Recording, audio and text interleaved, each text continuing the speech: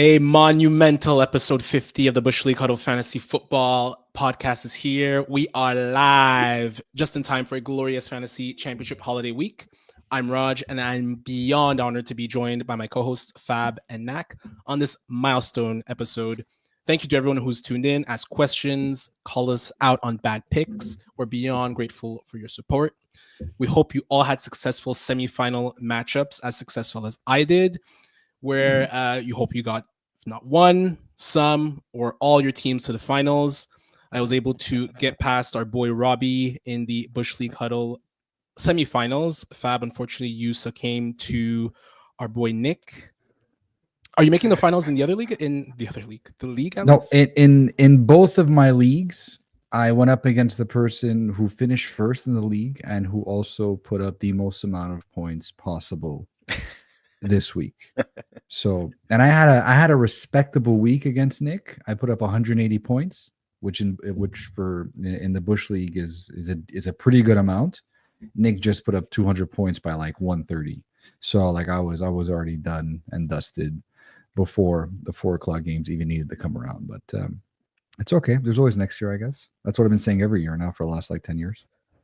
So I tell my wife that I have to at least win 2 leagues to break even. So I was in 5 leagues this year. 2 out of 5, I am going to go in the finals. 3rd straight finals in the Bush League Huddle. I really would not like to be the next Buffalo Bills, so I'm hoping to take it home. But against Jaden Daniels, I am definitely the underdog. I am definitely the underdog in that matchup. You have Anthony Richardson. I have Michael Penix. I don't know if have Michael Penix. Do-rag Penix, man. Big Penix energy. So we're on live with Monday Night Football starting very soon, if not already, with the Packers and Saints. We had to go live today and we had to record today because obviously it's a jam-packed week of NFL football. There's going to be NFL games from Wednesday, Christmas Day, up until next Monday. So it's an awesome time in the schedule. But obviously, today we'll pack in some waiver wire, some injury analysis, the usual love-hate, and any listener questions that come along. And just a quick note from a housekeeping standpoint, even though the fantasy football season is wrapping us, please stick with us as we roll into the NFL playoffs. We're going to have picks and prop bets. Then we're going to move on to, obviously, the Super Bowl, free agency, the draft, and then we'll get back to the preseason. And I know we all miss fantasy. We're all going to miss fantasy football so much. So obviously, stick with us. You'll be able to find us on Apple, Spotify, YouTube, Instagram, TikTok, Twitter. Rate, follow, and subscribe. So right away, we're going to jump into the injuries. We'll go quickly. Guys, feel free to chime in on any of these. But there's been a lot of talk about Josh Allen. He has an elbow injury, and he also has the non-throwing broken hand. I don't know how much it affected him yesterday, but he didn't have that great of a game. Typically what he used to. It seemed like he was misfiring a few times. So we'll have to monitor that front. There was obviously Jalen Hurts concussion that I think definitely affected the Eagles.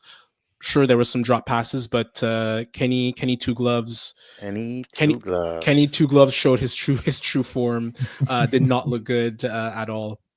Drake London had a hamstring. I know, Fab, you were looking at this because you have Drake London or had Drake London on your team, but you were saying that he looks like he should be ready to go, and it was more of a precautionary measure. Yeah, that's what I was reading. Apparently, if the game wasn't out of hand like it was against the Giants, which is typically the case whenever anyone goes up against the Giants, that he could have re-entered the game if required. So there's pretty good chances he plays in week 17. So keep an eye out for that. And then there was CeeDee Lamb. There was a lot of, that game was, it was an interesting game. Cowboys played really well. They continued to look good with Cooper Rush. I know Chris Collinsworth was really talking up CeeDee Lamb regarding the fact that, he was playing tough. He kept catching passes. He was falling on his shoulder. It looked like he re-injured the shoulder as well, but it got to give it up to CeeDee Lamb. Could it be very easy just to kind of quit on the season? And for me personally, I hope he continues next week into the finals as I have him, as he's one of my mainstays. But you'll have to just factor that in for next week with CeeDee Lamb. I think his quote today was, "I'm putting my body on the line for my guys." Like, yeah, he's gonna keep going till the end of the season, until if his arm comes out of his socket, that's when he'll stop potentially. But other than that, the guy's gonna go to the end, which is, you know what, you like to see. Yes, he did get paid. You get paid a lot of money to be on Yep. the field, regardless of what the season is right now. And I definitely got to give it to, CD Lamb. Not what people expect out of CeeDee Lamb. I feel like there's some weird aura that like he's a diva, prima donna, takes plays off, but you love to see him continue to play when the season is not basically, but is done. Kenneth Walker III, mainstay on the injury report. I feel like this guy's injured every single year. Another ankle injury. Make sure you have Zach Charbonnet. If he's somehow still on waivers, pick him up. James Conner, relatively healthy all year. He has a knee injury. It was bound to happen. It was bound to happen. Dude, and he's been killing it, man, the last few games too. He's been putting up 25, 30 points every single week, man. You hate to see that. Fantastic season. I read that it may be a season ender, but we'll have to see on that front. J.K. Dobbins, not an injury, but he's designated for return, our league winner, Bush League Huddle's league winner. I would tread lightly on that front, but his 21-day practice window is opening up. And very unfortunate news, Tank Dell with the dislocated kneecap. Very sad to hear that. It's been a really tough go ahead for him the last 2 seasons, despite a really promising rookie year. And just lastly, Deontay Johnson was claimed by Houston. 3 teams in 1 season has to be record, guys. I don't know if it's a record, but I think it's probably 3 is probably the number. I think there's never been more than, I don't think there's ever been more than that. But 3, I think it's obviously uncommon for sure. But the year that, hold on a second, the year that Randy Moss got traded from the Patriots to the Raiders, and then he went from the Raiders to Titans. There's also, what's his name? It just happened now. Baker Mayfield.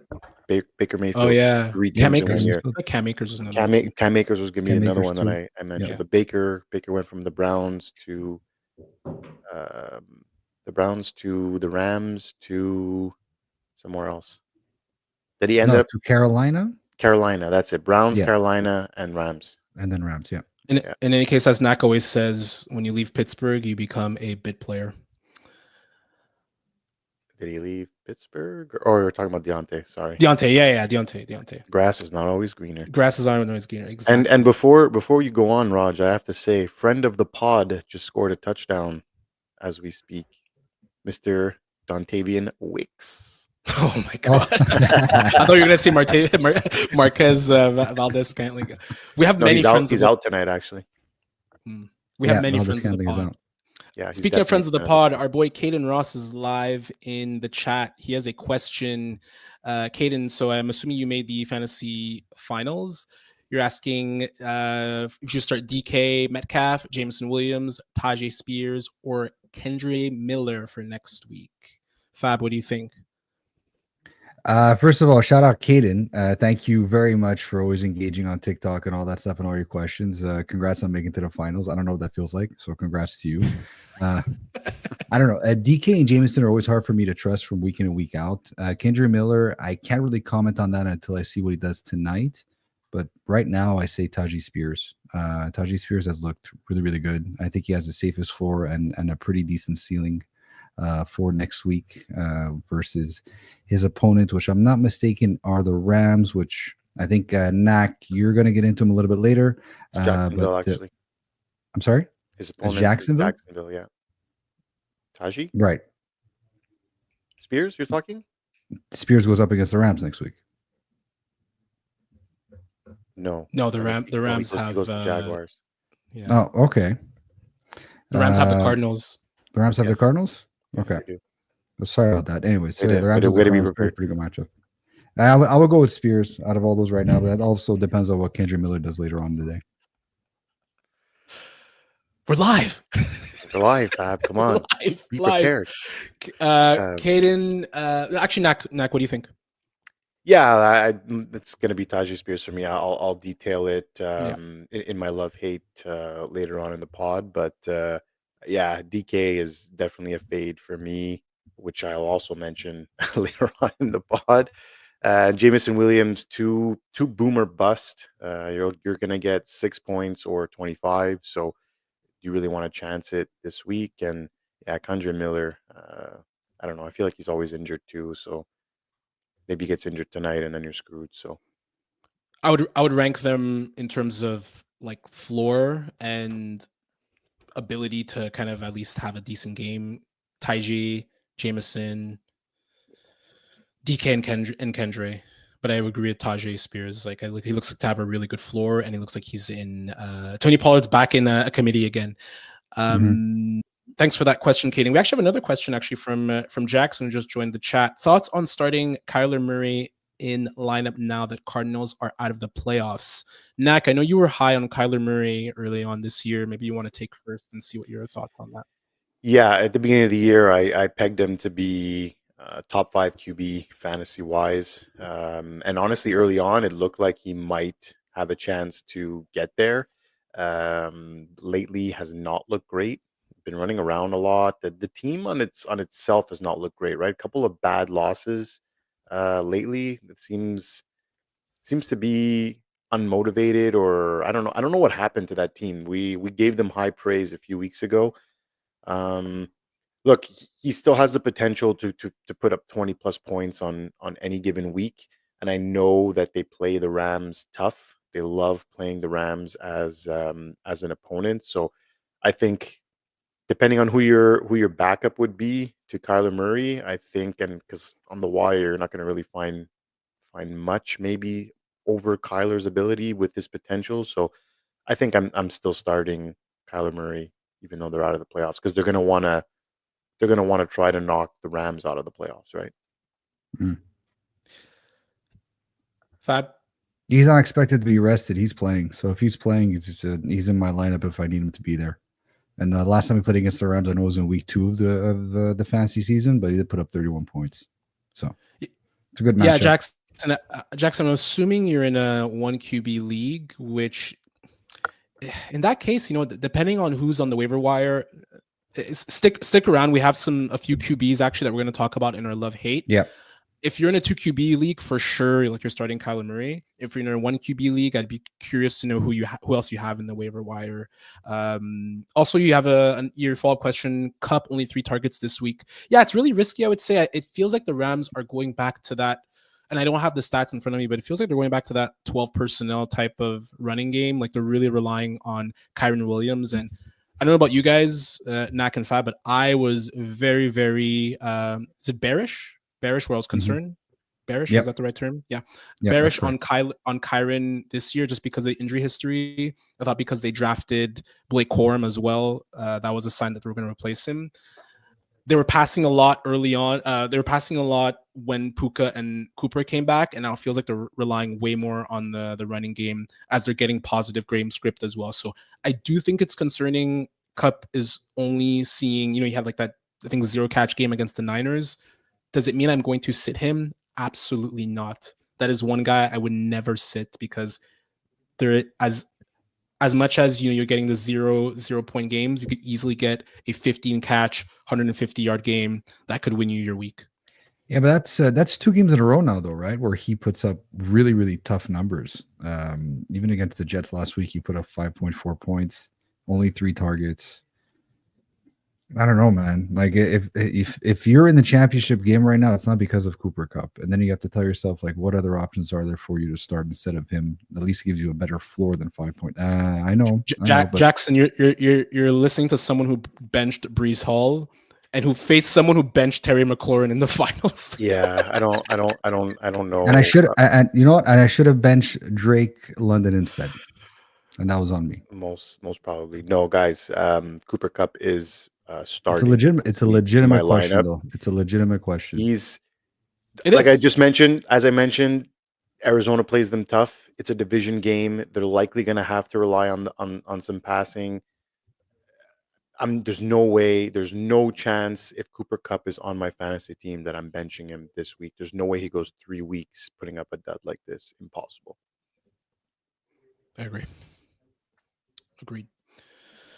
Okay, so we'll move on to some waiver wire pickups. Obviously, if questions still come in, we'll answer those as they come through. So waiver wires, week 17, it's kind of hard to really try to pinpoint who there is left, who is worthwhile to actually pick up that you're going to want to start.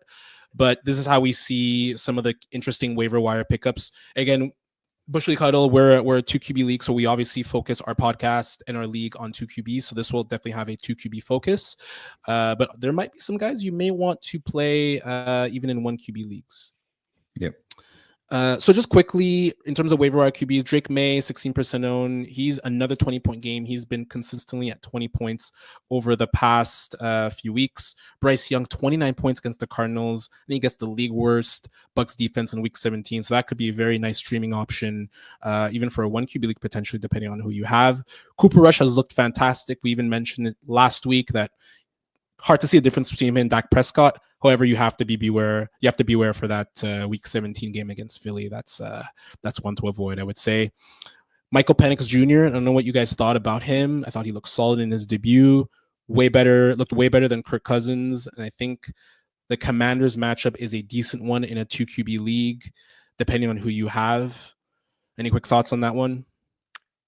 There's no way I'm playing Michael Penix in the 100%. He's not in my even 2 lineup QB anymore. league, eh? 0% chance. 2 QB league, could be 3 QB league, and I'm. I would start. I would easily not start to say, Bryce Young over Penix. Yeah, and not to say. I would. No, that's a no-brainer. I think. And I would even consider starting Rush over Penix Rush, with a tougher matchup. I think I'm even starting Mac Jones over Penix. Yeah, even Mac Jones. To tell you the too. truth. Yeah. Look, I'm not going to say he didn't look good. Yeah. He looked good. Still a rookie. Yeah, exactly. Now they're in first place in the division. All of a sudden, there's a lot of pressure. It's just rookie midseason like this. There's just guys that are. There's a lot more guys that are there, right? Like if these guys are all on the waivers, like he's bottom of the totem pole for me. For sure. Yeah. Yeah, I don't disagree with you guys. Moving on to running backs, we talked about Tajay Spears, still 56% owned, averaged 23 points the last 2 games, and he gets the Jaguars' brutal defense in week 17. Kendry Miller, we'll have to see what happens tonight against the Packers. Kamara is out week 17, and he may be shut down for the season. We got our boys from the Chargers, J.K. Dobbins and Gus Edwards. Worth a speculative ad for Dobbins if someone in your league dropped him, but it'd be very risky to play him considering he just got back from a knee injury. I think the Trey Benson one is an interesting one. They get the Rams week 17. Rams have lately been a bit more vulnerable against the run than the pass. That's another one that might be risky, but if James Conner is fully out and you don't have as many good options, could be an interesting play as well. At the wide receiver position, Adam Thielen, as steady as they come. He's the wide receiver, 17 over the last 4 weeks, and he had another touchdown. Jalen McMillan, wide receiver 26 over the last 4 weeks, 15 points per game in that stretch, 45% owned. To me, he's a guy you have to get, and I think he's very worthwhile, either WR3 or flex play. Nak, what do you think of Hollywood Brown, 32% owned, 8 targets his first game back versus Pittsburgh week 17. They have the Christmas Day game. They got the Christmas Day game against Pittsburgh week 17. Excuse me. Yeah, look, I was shocked that he got that many targets in his first game. I think he actually saw more than Hopkins and looks better than Hopkins has lately, or how much they're playing Hopkins, which always was weird to me. Pittsburgh 2 top corners could be out in week on Christmas Day. For sure, Joey Porter Jr. is going to be out, and then there's Dante Jackson, who may or may not play. So you'd have Corey Trice, who would be there, second-year player who missed this whole first year and the majority of this season, and James Pierre, who's really just a backup CB in the league. So, yeah, I think he has a chance to be a real contributor. And honestly, if it was his first game back, I'd say pump the brakes. But with what I saw on Sunday, or on Saturday, should I say, I wouldn't. If you need wide receiver help and he's available, I'd definitely someone I'd be looking at. Yeah, don't disagree with that. And then there's Wan'Dale Robinson. This is another tough one, maybe more so for deeper leagues. I just thought it was interesting. 32 targets last 3 games, and they're facing a Colts defense that got pretty brutalized against the Titans in week 16.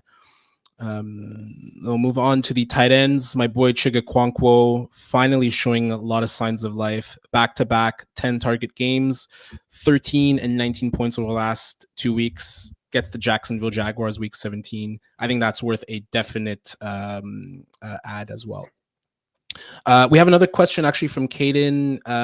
While we were talking about Tyjae Spears and Jalen McMillan on the waivers, Caden, you were asking who would you go over between those two guys, Tyjae or Jalen? Fab, what do you think? That's tough. I think if in a PPR, I think I have to go Jalen on that one. But it's a very, very, very tough call. Jalen though has been on fire lately. I think he's even turned into the Chris Godwin role that exists within the offense prior to Chris Godwin getting injured. You can really see him blowing up from that too. I think it would have to be McMillan, but it's pretty close. Yeah, I feel like the only issue with McMillan for me right now with 2 games left, there's only what does Evans need in terms of yards to hit that 11 consecutive 1,000-yard seasons? Like, you got to think that they're going to want to give him that, right? Ty Jerry Rice, it would be huge for him. These are the type of records that like a QB is really going to try to attain for you. So that would be the only concern on the McMillan factor. But I mean, look, Tajay still has Pollard in the backfield, but I don't know.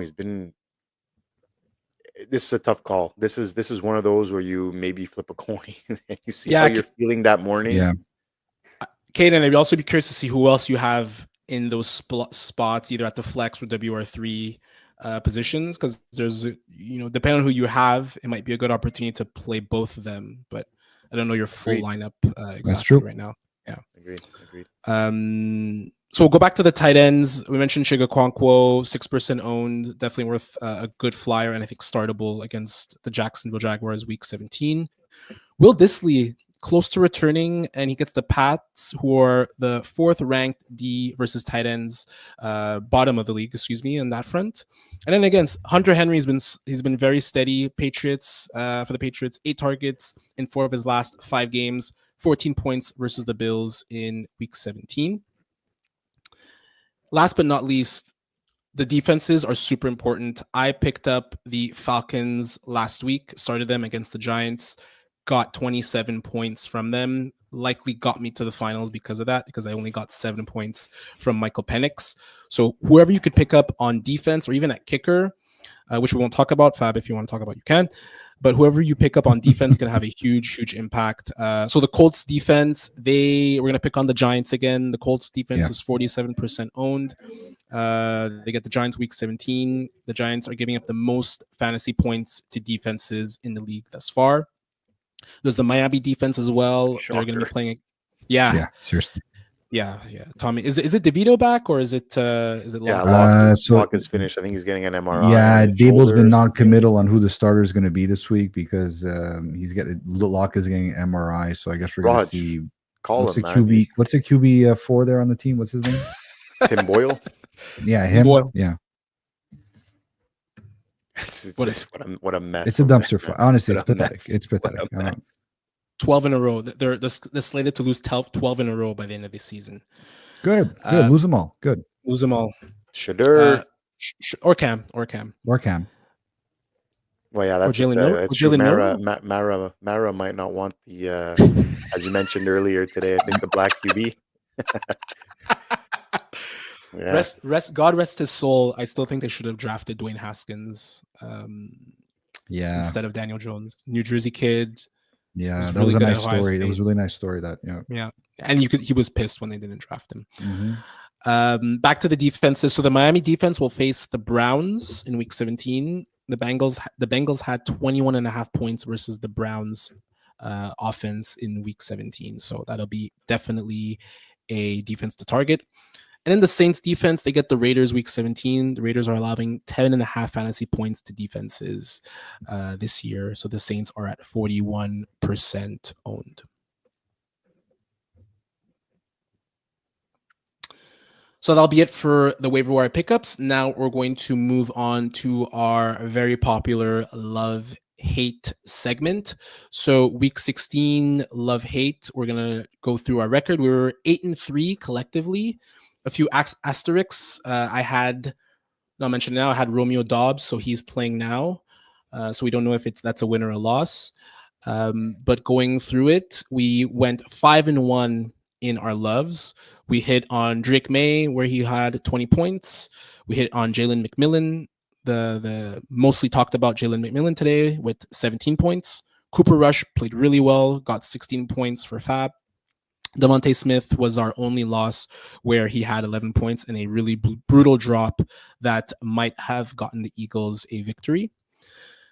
Knack sneaked in with Jalen Warren with 15 points with a nice win there, and I think he'll be a nice start for the last week or two of the fantasy playoffs.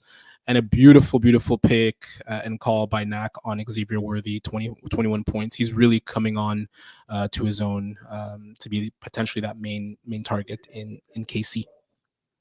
Looking good to win your bet on that one, Raj. Yeah, we're gonna have to tally that. Yeah, we're gonna have to tally that one up on a weekly basis. So the other asterisks, I picked Tank Bigsby and Travis Etienne as my hates. The way I did it was that collectively their projection, both of them, was at 19 points. Collectively, their real life score was 15 points. Etienne got 5, and I believe Bigsby got like 10.10. I am calling that a win. I am getting some slack. I'm getting some slack with my. I'll give you 0.5 if you want, because one of them beat their projections. I'll give you or lost out on their projections. I'll give you 0.5 max. You can't call both and then use collective projections. Did one of them win? What does the jury think? Did one of them make their projections? Another one didn't. Is that it? Correct. Yes. So then he's a loss. Okay, so if Fab goes all out loss, I would give. Okay, but look, my reasoning. Yeah, my reasoning. You called them both. They both have to miss their projections. As my reasoning to saying that this is not an all-out win is that you're not starting both Bigsby and Etienne. You would have never started both at the same time. So collective projections shouldn't really count. That's how I see it. If we're keeping ourselves honest. If you're calling the entire backfield has to underperform. Order. Not collectively. Order in the court. You're getting a 0.5 max. Order in the court. I'm keeping it as a win. Romeo Dobbs. Romeo Dobbs pending. We just lost our listeners. Romeo Dobbs is pending, so we'll see how he does tonight. He's got one catch for 15 yards on one target so far. Now, everything's going to Wicks now, of course, just like everyone expected. Packers wide receiver, I don't agree with you all the time, Nak, but I agree with you now with Packer wide receivers. Screw him. Jerry Jeudy was a fantastic call, Fab. I was very skeptical on that front. Fantastic call. 4 points. DTR. I heard that Jameis Winston was the emergency QB. Yeah. That is wild. But look, that's what, because it's hard to bet. I know, first of all, it's weirder because he was the backup, like to Watson. But usually when a QB gets demoted, he goes to that QB 3 emergency spot. Usually that's how it's been looking like around the league. So that's why I wasn't like totally shocked. But he was the backup. So like, why would he not just regain the backup role, right? Yeah. Who was the backup then? Who else did they have? No idea. I didn't even know who the other QB is on that team. I think they had to promote someone, maybe, potentially. Interesting. It doesn't matter. I was gonna look it up, but it doesn't matter. Exactly. It doesn't matter. Fab, you had a lot. You had 2 losses actually. So there was Lad McConkey, who you had put before Thursday night. That was I was close. I was close. 0.10 point loss, I think. And it wasn't as horrible as a call as everyone made it out to seem, but it wasn't tough. What did he finish with? I think like because you said it was he was borderline flex wide receiver 3, right? Yeah, so 14.7 points should put him in the wide receiver 3. Let me check. I would think. In the meantime, yes, go. Yeah, we had put wide receiver 24. He finished that. So that's wide receiver 2. Yeah. Yeah. In the meantime, we had wide receiver 25, so wide receiver 3. So that's a win basically because DK Metcalf got 14.7 as well. But we're doing on projections. I'll take the loss. I know. We go to the jury on this. I'll take the loss. I just remembered what he's like borderline WR3. Unlike some people on the podcast, I own my losses. Okay, it's fine. don't try to look at, no, I own my losses. It's okay, guys. It's okay. Jerry Judy, 4 points. Happily take that win. Thank you very much. It was a good win. And Geno Smith, I thought he would struggle too against the Vikings, but he had a really he had a nice game. Yeah. A lot of volume. Geno until that last pick. Geno at the feels end. like empty calories lately. Like the way he plays, it's a lot of yards, it's a lot of passing. At the end of the day, there's not a lot of wins lately. I'm starting to be a bit down on him. And I think next year there might be a QB change in Seattle. Knack, great call on Isaiah Pacheco as well. 4 points. You called that one. You called that one as a loss, and it looks like he's going to be splitting some time with Kareem Hunt. On the flip side, the Jamison Williams, that was a loss. He had 26 points. I got J-Mode. Yeah, he. It's hard to know when the JMO game is coming. Yeah, I think we all did at one point or another in this season this year. And that was the third time. I really had to play the odds here, but it was only the third time they allowed double-digit points to 2 wide receivers on the season. So yeah, I got J-Mode. So that's it for our love hate for week 16, 8-3 record. Fab, kick us off with a championship edition, week 17. Let's win people some championships, Fab. Well, this guy probably got a lot of our listeners into the championship ground. Bo Nix at Bengals. Bo Nix gets a Bengals defense giving up the 6th most fantasy points to quarterbacks this season and the most rushing attempts, 2 QBs this season. The 2 QBs this season as well with 97. Bo has been a no-brainer starter in almost every format, but you have to love this matchup even more in your championship game. He's beat out his projections in the last 2 games straight, and the last week he put on a heater versus a tough Chargers defense. Start him up, enjoy the points flow in, and just make sure to give us a little bit of thanks when you win your championship. He's an easy QB1 for me this week. He's a top 12 start. He's been lights out as a rookie. Like, apart from Jaden Daniel, he's the only person, in my opinion, that deserves any sort of conversation as far as QBs are concerned. Drake, me too, but Bo Nix has been doing a lot. And you think of the situation that he went into as well, right? In Denver, they just got rid of Russell Wilson. You had no idea what to expect. He started off rough. He's been doing really well. That's a huge game too. Yeah. If the Bengals trying to stay alive and they have to beat Denver, and if they don't, then Denver has KC in week 18 that they would have to win. Like, this was a massive one. This is a must watch for me. This is a Saturday game, no? Saturday, yeah. Oh, love Saturday games. I love. There's 3 of them. And all of them have playoff implications. If I remember correctly. Yes, exactly. Thank you, Fab. You're welcome, anytime. We're gonna. Yeah, you're sick. I believe you have a stack. I got a stack, baby. Let's go. Stack. Put it in DFS too. Why not? This isn't DFS podcast, but it could be one day. Portland Sutton at the Bengals again. When it rains, it pours, and that's going to be the case for TDs this week for Bo's favorite target. Bengals defense has allowed the 8th fewest fantasy points to our receivers the last 4 games, but heavily skewed with playing the Browns last week with DTR, like I mentioned, who had a great game with Jerry Judy, and the Titans the week before with their QB dumpster fire. So on top of that, Sutton has had a very steady floor with 8 straight games above double-digit fantasy points, but we don't want safety. We want points this week. So fire up Sutton, since he'll be catching all those TD passes from Bo this week. Like I mentioned, see above, please. The Bengals play an above-average rate of man, and Sutton is very efficient, averaging 0.6 fantasy points per route run versus man. All the more reason to get him in your lineups. He's a wide receiver 2 for me with wide receiver 1 upside. Sutton and Bo, nice stack. Very good. Very, very, very good matchup versus the Bengals. It's going to be a high-scoring affair. This is a very interesting QB wide receiver tandem that can win a lot of people championships. Yeah, no issues with your loves this week. I like it. Knack, what do you got for us?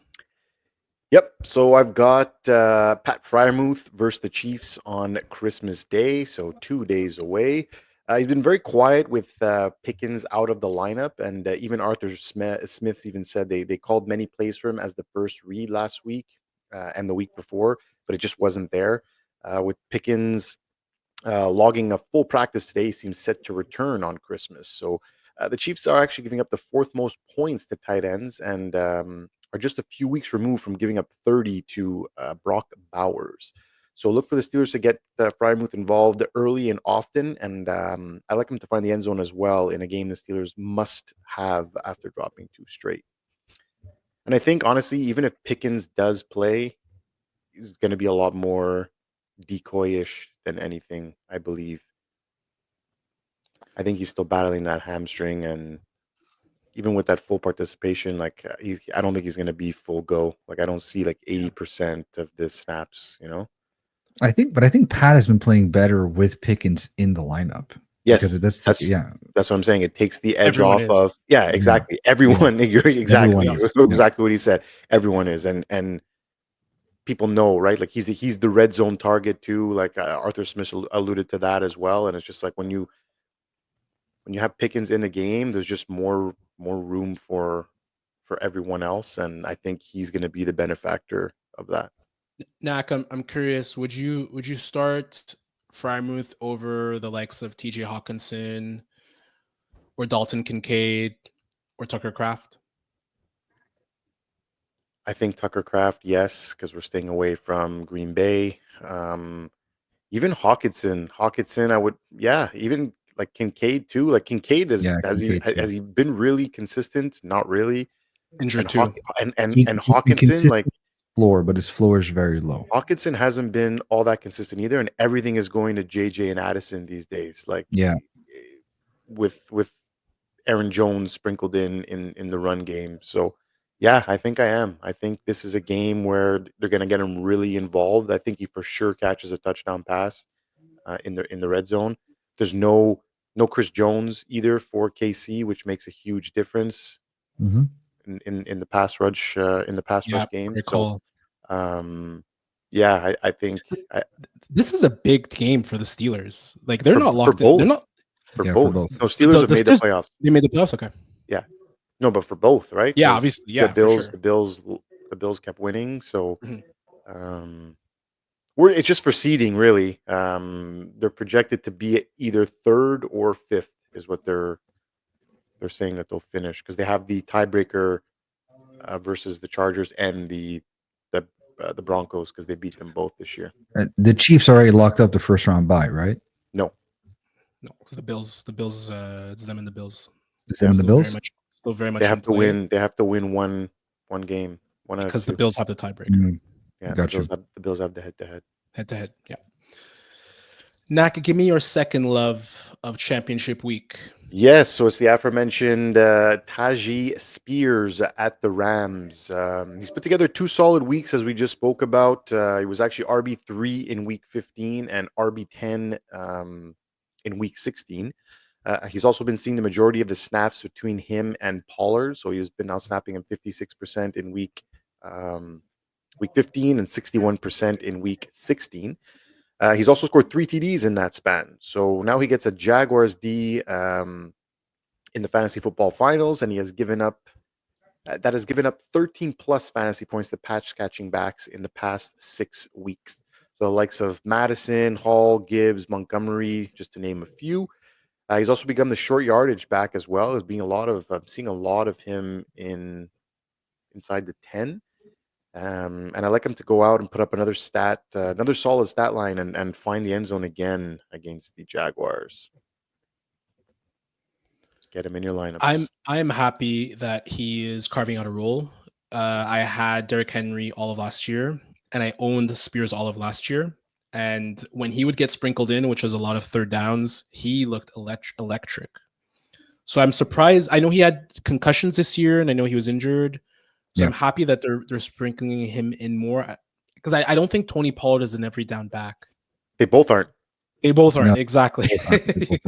Exactly. We saw that last year with Dallas for Tony Pollard. He's not every down back. He can't be. Exactly. Yeah. Exactly. No, they definitely both aren't. And look, he's not really getting it done on the ground. Quick correction, guys. Quick correction. It's Tony Pollard. Sorry. Oh, thank you. Pollard. I appreciate that. Thank you for that.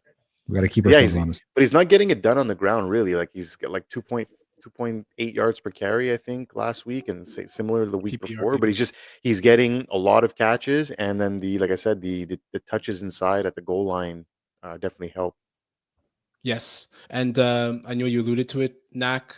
Jaguars, 82 receptions allowed to running backs this year. That is the third most in the league. There we go. Quickly, Rico Dowdle or Spears?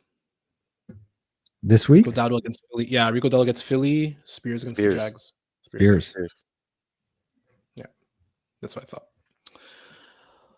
My first love of championship week will be Darnell Mooney at the Commanders. So the Falcons offense looked very functional with Michael Penix Jr. 6 targets, 5 catches, and 82 yards for Mooney, despite a relatively negative game script for the Falcons passing game. And Mooney was second in target share at 22% behind Drake London's 29%. The Commanders are pretty much middle of the pack on defense against receivers over the last 4 weeks, but Mooney has been very steady versus man and zone, which Washington mixes up pretty evenly. I think more than anything, I really like the connection between Penix and Mooney, and he's been at 6+ targets in the last three of the last 4 games. I'd start him over the likes of Roma Dunze, Josh Downs, and even Marvin Harrison Jr., who I may or may not be talking about later. I think I like him like WR3 flex territory, which he's at, I believe, 60 catches, 955 yards this year. He's had a very, very good season. Yeah, I really liked them so far this year. I like it. Can't complain on that. Yep. Just a little update for Love Hate. 2 catches, 20 yards now for Dobbs. WR1 territory, baby. Do the Packers need do they need a wide receiver, like a top dog wide receiver while we're on them? Nope. You don't think so? Well, it's working. It's for fantasy. It's just not working, right? No, they're all flawed players, I guess. Yeah, they're all B+ players. They all have their. They don't have their. They don't have their CD Lamb or their Jamar Chase. Yeah. Like, it reminds me of the wide receiver core when Favre was the quarterback. I don't know if you guys remember, like Antonio Freeman. Oh yeah. Yes. Like he was like solid, but they never had like a Hall of Fame wide receiver until then Aaron Rodgers came in and they had like Jordy Nelson borderline. I mean, and I don't think they had Donald Driver. I don't think they need one, but it wouldn't hurt if they ended up getting an alpha guy over there that Love can target all the time. They just don't seem like a very refined wide receiver group. They all like Watson and Wicks have like Watson has a catch. Wicks has a catch issue. Watson is only good down. He's only good for 3 catches and 107 yards every game. Reed is a big drop off at the beginning of the season. How we started off really, really hot and then just tapered off completely. But I think Dobbs might be the most well-rounded out of all of them. To be honest, he's not a WR1. No, he's not. And I think that's what I mentioned at the beginning of the year. I thought Dobbs was the de facto number 1 guy there this year because he does have the build. He has everything that a WR1 he seems to be the most well-rounded, well put together. Somehow Knack's take on Dobbs is actually looking valid.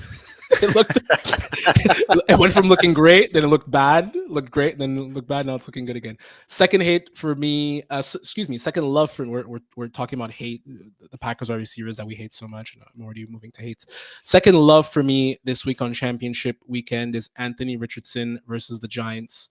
We know the Giants are tanking, have lost 10 in a row, and they looked awful against the Falcons. Awful. It hasn't always looked good for Anthony Richardson. We would agree with that. But since his benching in week 11, he's the QB9 with 21 fantasy points per game. And he faces a Giants defense over the last 4 weeks that has given up the 8th most fantasy points to QBs and almost 40 rushing yards per game. To me, AR is an absolute lock and loaded must start in any format. So, Caden, you were talking about Kyler Murray. I would start Anthony Richardson over Kyler Murray. I would start him over Brock Purdy, over Tua. Dare I say, I'd even start him over Jordan Love if you're in a 1 QB league.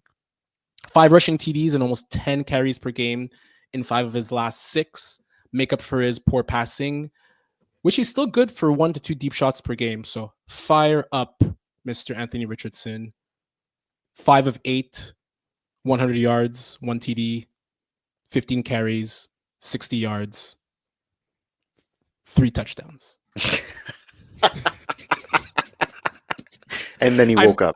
I may or may not have Anthony Richardson. You may or may not have a vested interest in Anthony Richardson next week. Yeah, I may or may not. This is actually the softest defense he plays all year, huh? Next week against the Giants. He's had a pretty tough schedule if you think about it from a QB standpoint. I don't hate this call. Guys, He's just not a great QB. Yeah, not at all. Like, he's a great athlete. He's a great athlete, just not a great QB. Mind you, they're using him like Cam Newton. It's a lot like Cam Newton year one, like read option down the goal line. But like even Cam Newton was more accurate than this. The thing that gets me is that when, like last week, he against Tennessee, he threw 11 times. Like that's all you need, I guess, when it's him. But well, Jonathan Taylor also ran for 200 something yards, right? Yeah, 189 yards, 3 touchdowns. I think that's what the number was. It was more. I think it was 200. I think it was over 200. I hit 200. Yeah, I think it was like 228 or something. The worst part is that everyone who drafted Jonathan Taylor probably didn't make the playoffs. But guy, like I'll just end on this and I'll move on. 38 pass attempts for Richardson week 15 against Denver, and they were in that game. Like, why are you throwing the ball 38 times with Anthony Richardson? And their defense has actually they've been good on takeaways. They haven't necessarily been good yardage wise, but they've been good on takeaways and pressuring the passer. Now moving on to the hates. Fab, who is your first hate for week 17? My first hate for week 17 is we mentioned him earlier, Rico Dowdle. Actually, I'm fading him big time against Philly at Philly. Rico has been great for fantasy managers this year, no doubt. He's taken over the lead back role admirably from Zeke Elliott, but the test versus the division rival Philly, who are still in the hunt for the coveted first-round bye, especially since Hurts is in the concussion protocol, and whose D give up the least amount of fantasy points to running backs. We've seen bruiser type of backs have decent games, but no amount of carries for Dowdle, in my opinion, will help him beat his projections this week. I expect him to salvage his day, maybe in the PPR game, but nothing beyond that. I'm fading him big time this week. He's an RB2 at best, more of a flex play, but tough sledding for Rico. And he hasn't been catching many passes. They haven't been throwing to him often. He's not like they don't really go to him in the passing game. 5 receptions against the Bucks last night. Just off the top of my head, 3 receptions for 28 yards. But I know the game before that, I don't think he saw one, or he saw one target. He's not like huge in the passing game, so like you're relying a lot of him rushing. So I definitely like this call for sure. You know, I was watching him play last night. You know who he reminds me of a little bit? Marion Barber. Similar build, similar style running. Interesting. Like, Dallas player too, obviously. That's why I had the commonality. But I was like, yeah, it looks like Marion Barber a little bit. Yeah, I mean, if you want to, I wasn't anything else? Sure. Maybe anything else? Jeez, what else is there? What else can I be thinking? What is there something else that I can? They both wear glasses. Serious question, guys. Where are we drafting Rico Dowdle next year? I mean, comfortably top 20 running back. Oh yeah. Comfortably. Yeah. I would even venture too far as. I think when you get to the 15, that's where it gets a little bit muddy for me, because that's where you get guys like I think like James Cook is in around that area. There's going to be a lot of guys that run up the. Well, I was going to say like the Chase Browns of the world are going to be running up a little bit too. Bucky Irving. Yeah, Bucky Those Irving. Are going to go up the pyramid.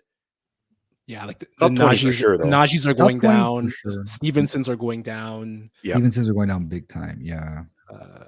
I hope Seattle moves with Charbonnet eventually, and then you have to factor in Ashton Genty.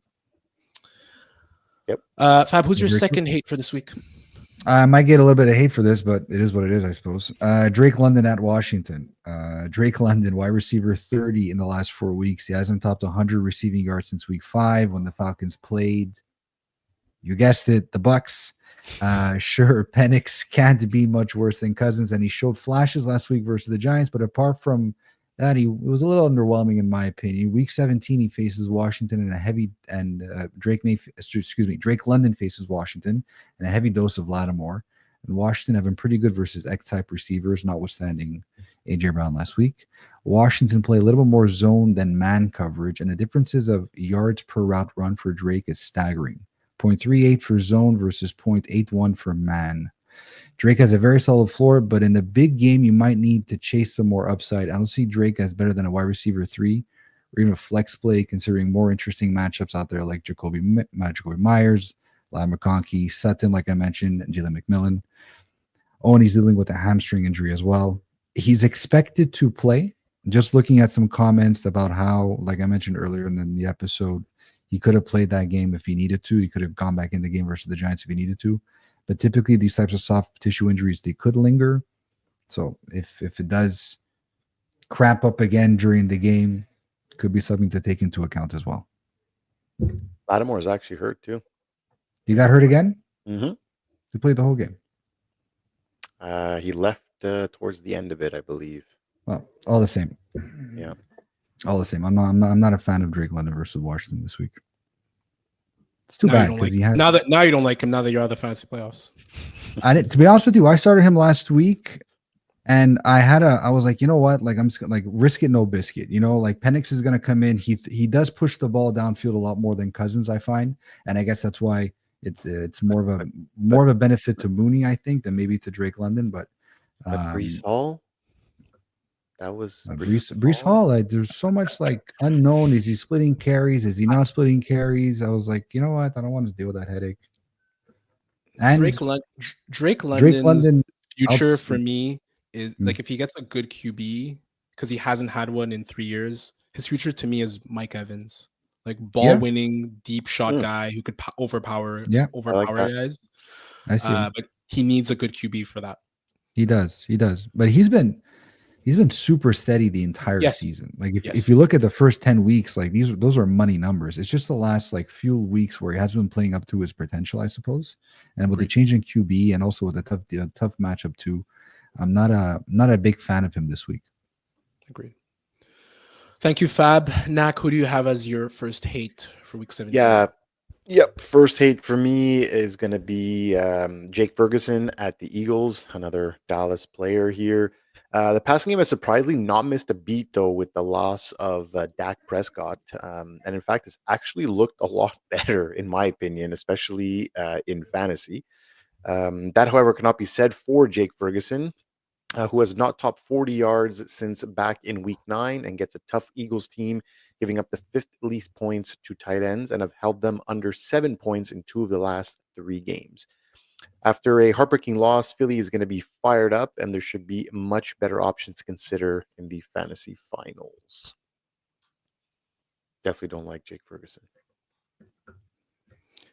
He is. I had him last year for a vast majority of the season. He was very good last year. He was. And, he was last year. I would agree that has not been as good of a year.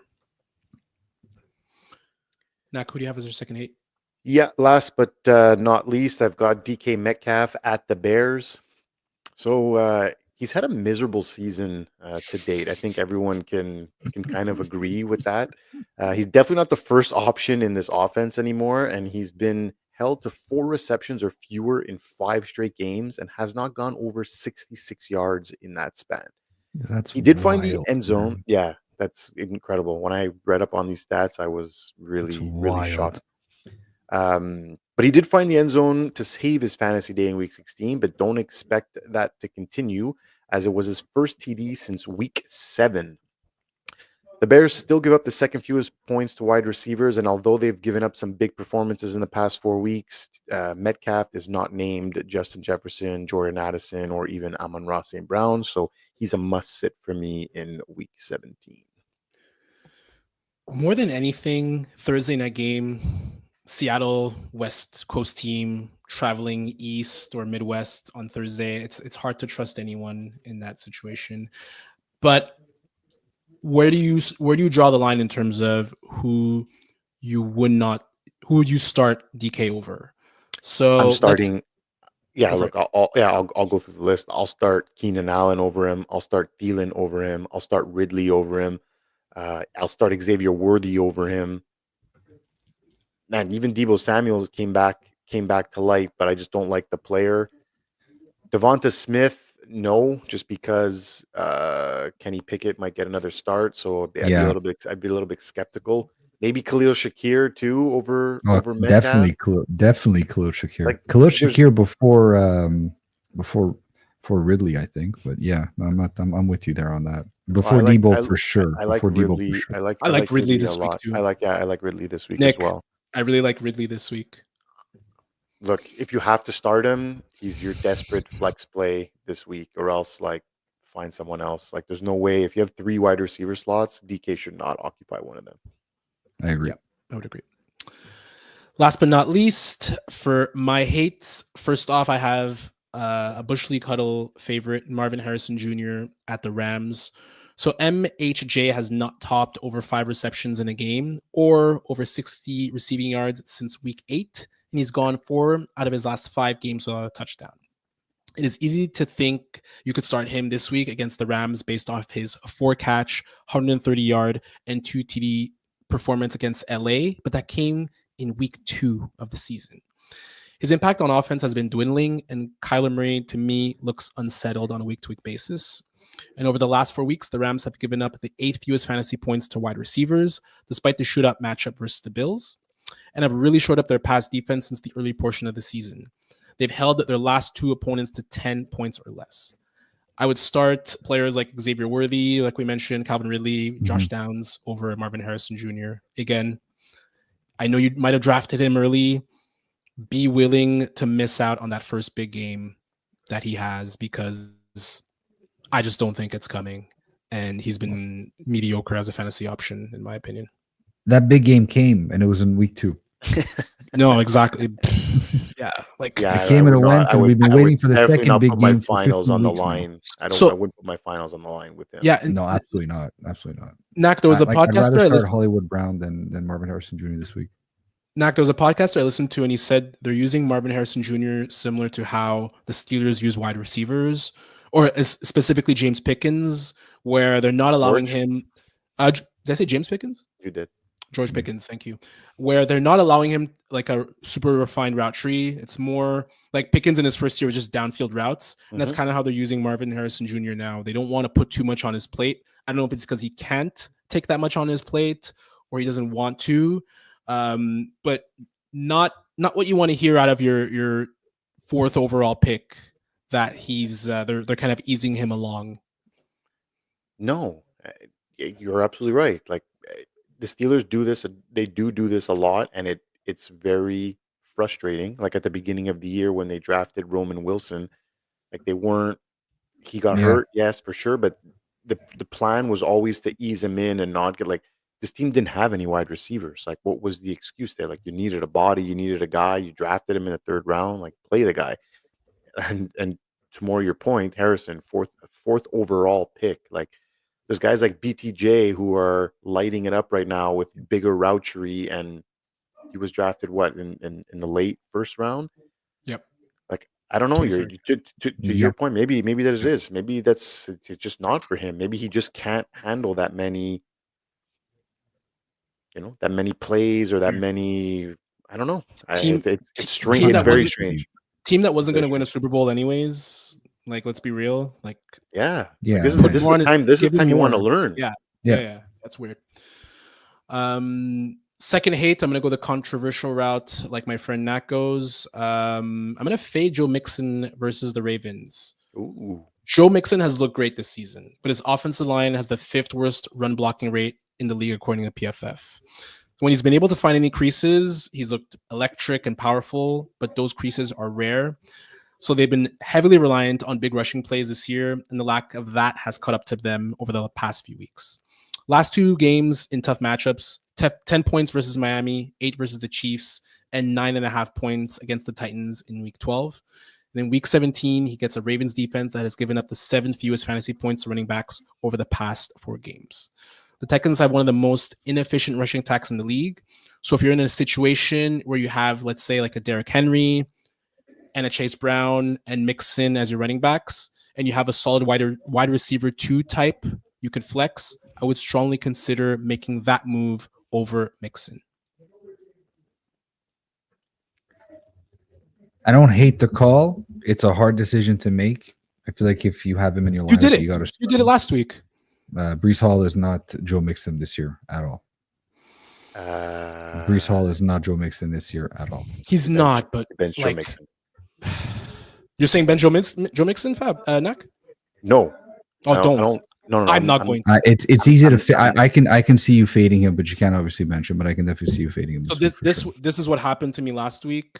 I had Mixon, and I played him in a tough matchup against KC, and then Jameson Williams went off. But yep, Jameson Williams is not one of those wide receiver 2 types that you could rely upon. If you have someone like a Lad McConkey, I would probably go with that over Mixon in the flex. Potentially. I think I would agree with that. McConkey's floor is really Yeah. really good. If you have a wide receiver, let's say to me it's like a wide receiver in the top 20 that you can't find a way to fit in, and you can flex them over Joe Mixon, that's the move I would consider making in the finals.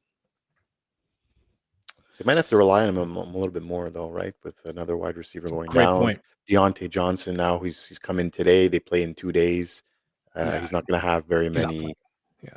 Well, I think they're going to have to play because they need bodies. They also put that Steven Sims guy on waivers, who's actually claimed by Baltimore, which is funny. So like 1 in, 1 out. So I think they're going to need a body. Mechie is coming back apparently, but you might have a handful of snaps or something just to have a body in there. So they may have to rely a little bit more on Mixon. Would you flex in Adam Thielen over Joe Mixon this week? Man, I love Adam Thielen. I love so him nice too. in that offense. I love a professional wide receiver. He's a bit low for me. I think Adam Thielen. I think I still go Mixon. I would still go Mixon as well. I think there's going to be a ton of Mixon. I think there's going to be a ton of Mixon questions this week because the last few weeks I was seeing a lot of them on Reddit and Twitter. But that's the strategy that I would employ. I would deploy with Mixon. That's all we have, folks. Thank you so much for tuning in. Episode 50 of the Bush League Huddle Fantasy Football Podcast. As usual, don't forget to like, share, and subscribe on Spotify, Apple Podcasts, YouTube, and all our socials. Thank you for those who came on to join us live with some questions. It was cool. It was really fun. We'll hope to do that soon again. And listen and follow to our friends at League Champ, which is the easy-to-use tool that enables users to turn their player takes into rankings and projections. I'm Raj, and on behalf of Nak and Fab, thank you for your support, and we'll see you next time. Peace out, everyone.